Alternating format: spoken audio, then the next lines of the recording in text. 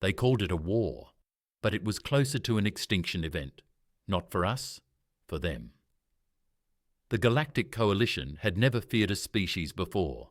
They had conquered thousands of worlds, crushed rebellion after rebellion, rewritten the fate of entire civilizations with the stroke of a treaty or the flash of a battleship's cannons. The universe was their garden, and they were its gardeners, deciding which species thrived and which were pruned. Then they met us. It started like all the others. A diplomatic vessel arrived in the Sol system, transmitting what they called the standard terms of integration. It was an offer, they said, but one with only one real outcome. Humanity would surrender its autonomy, provide soldiers for the Coalition's endless wars, and allow the dismantling of Earth's independent military structures. In return, we would be gifted protection and access to interstellar trade. It was the same deal billions of others had taken across the stars. We said no.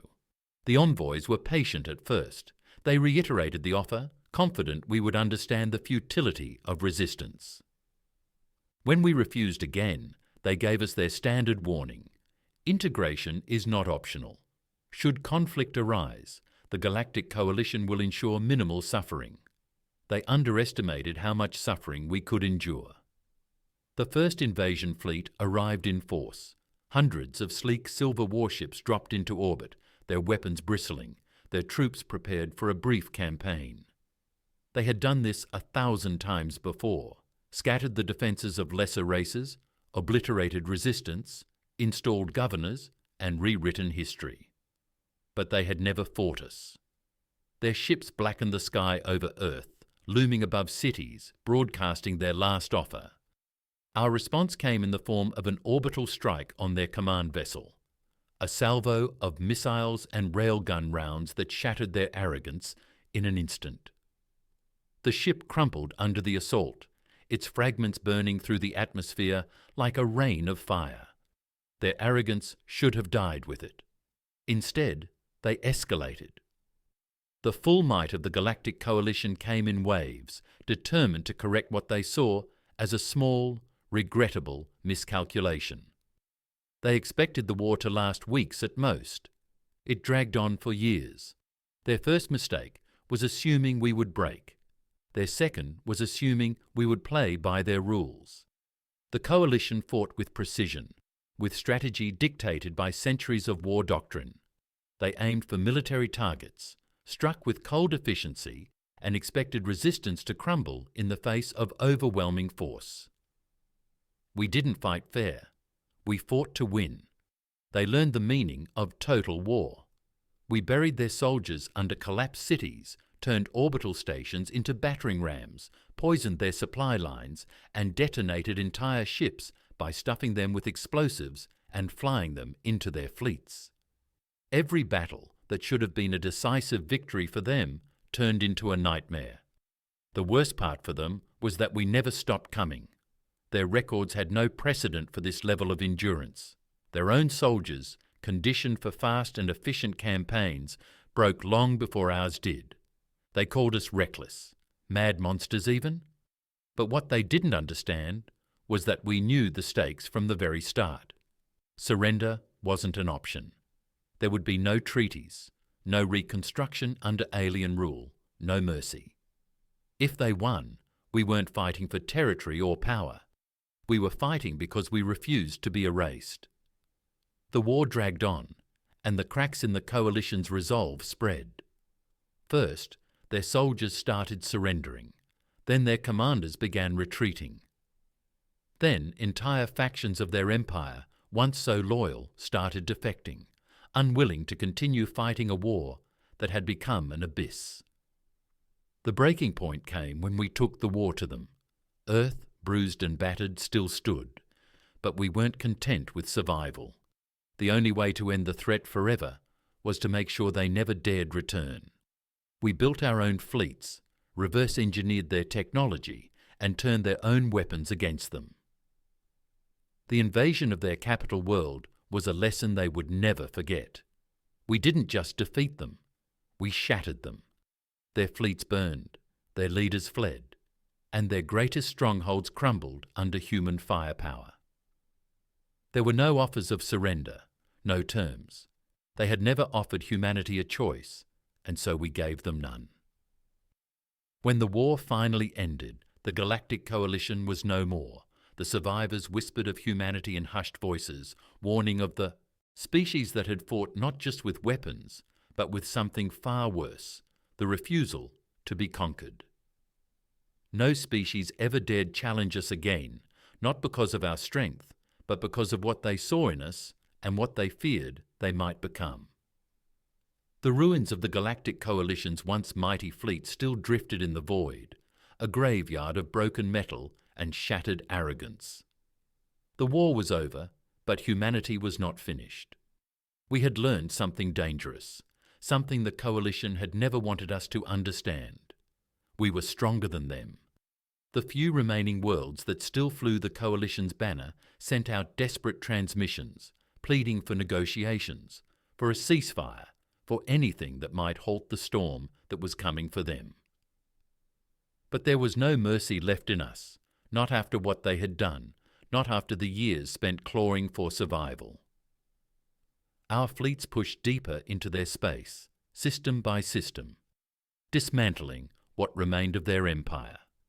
Entire planets surrendered without a fight, terrified of what had become of humanity. We didn't bomb them. We didn't waste resources occupying them. We simply stripped their war machines for parts, seized every piece of technology that could be of use, and left them to watch as we continued onward. Some of them had the sense to flee before we arrived, vanishing into the darkness of uncharted space. But most of them remained, frozen in place, unwilling or unable to comprehend what had happened. They had spent centuries believing themselves the masters of the galaxy. Now they were nothing more than relics of a broken order, forced to bear witness to the rise of something new. And still we pressed forward. The last remnants of their military forces made their stand in the outer rim, a desperate attempt to salvage what little they had left. They gathered what ships and soldiers they could, fortifying their defences, believing, hoping, that we would finally stop, that we had taken enough. But it was never about conquest. It was never about revenge. It was about making sure that no one ever tried to do this to us again. The final battle was unlike anything the galaxy had ever seen. The Coalition's strongest fleets, their most advanced warships, their most hardened warriors all gathered in one place for the last stand of their civilization, and we tore through them like a storm. They had thought they were fighting a war. They had thought this was another campaign, another lesson to be taught to an unruly species. They never realized the truth. This wasn't war. This was survival. We had nothing left to lose, no hesitation, no retreat. We had been forged in the fire they had tried to drown us in, and what emerged was something they could not comprehend. The battle lasted days, then hours, then minutes, as their defences crumbled, their ships burned in the vacuum of space, their last strongholds shattered. And then it was over. Their leaders, the ones who had declared war on us in the first place, were found hiding in the depths of their last command station, waiting for death. They expected execution. They expected vengeance. But we did not grant them even that. Instead, they were forced to watch as we dismantled the last remains of their empire. They saw their own people abandon them, their own warriors surrender, their own planets fall silent. There would be no triumphant return for them, no legends told of their sacrifice, no hope of rebuilding. There was nothing left for them but exile and the knowledge that they had lost everything. And still, we were not done. The war had changed us. The men who had once fought only to defend Earth now looked beyond it, beyond our own survival. The galaxy had come for us first. Now it was ours to decide what happened next. Some argued for peace, that we had done enough, that the remnants of the Coalition posed no further threat, that we could go home. But home was no longer enough. Humanity had reached beyond our world, beyond the stars that had once been so distant. We had seen what lay beyond, and we had claimed our place in it. We would not sit idle while the rest of the universe rebuilt, waiting for another empire to rise and threaten us again. We would not wait for the next war. We would be ready. There was no celebration when the last of the coalition's fleets fell. No cheers, no declarations of victory. Humanity had won, but this wasn't the kind of victory anyone had dreamed of. We had expected an enemy that would fight to the bitter end, one that would never surrender, never yield. But the truth was far simpler. The moment they realized they couldn't win, they gave up. The species that had once ruled the stars crumbled under the weight of a war they had started but never truly believed they could lose. The galaxy had been theirs, and now it belonged to us. But what did that mean? There was no more enemy to fight, no empire left to overthrow. The last of their warships drifted lifeless in the void, abandoned or scrapped for parts. The planets that had once sworn allegiance to the coalition now looked to us, waiting to see what we would do next. Some of our own argued that it was time to go home, that we had proven ourselves, that humanity could finally rest. But there was no home to go back to, not as we had once known it. Earth was still there, scarred but alive, but it was no longer the centre of our existence. We had changed. The men who had fought in the war, who had bled and struggled across 1,000 battlefields, could not simply return to the lives they had left behind. There was too much still to do, too many questions left unanswered. What would humanity become? For the first time in history, we were no longer just fighting for survival. We had secured our place in the universe, not as victims, not as conquered people, but as something greater. We were no longer the ones looking up at the stars, wondering what lay beyond. Now we decided what happened next, and that terrified them more than anything.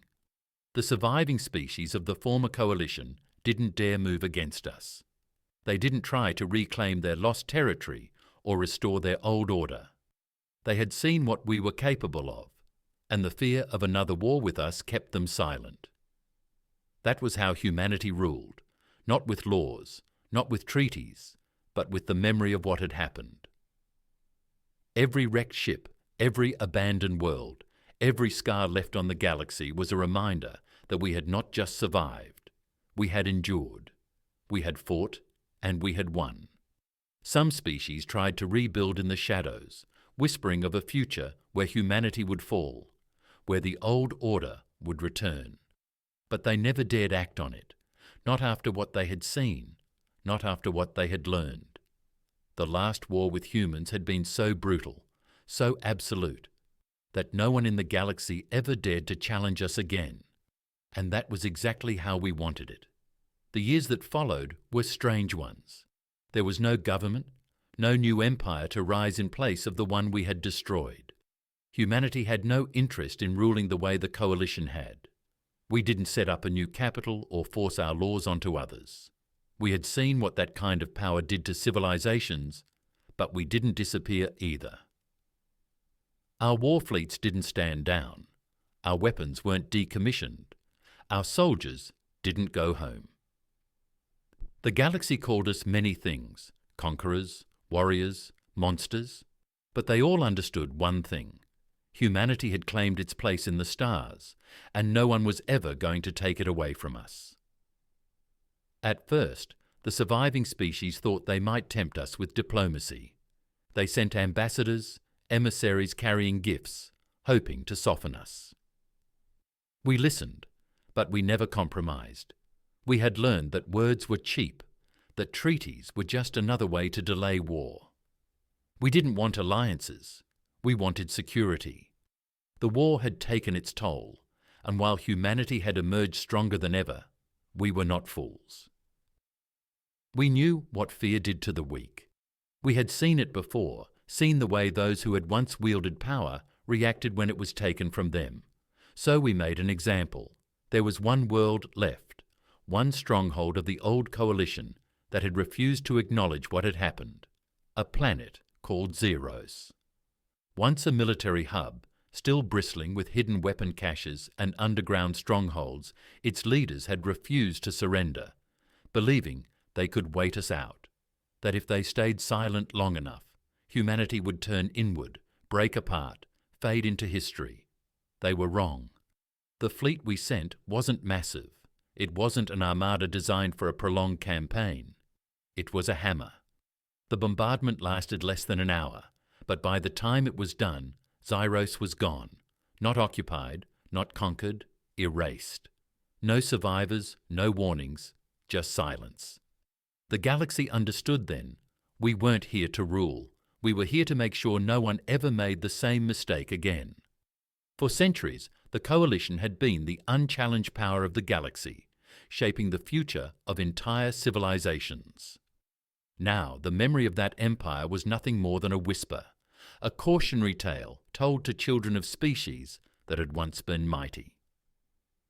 The war had ended, but the lesson remained, and for the first time in history, the galaxy was truly at peace, because no one dared risk another war with humans.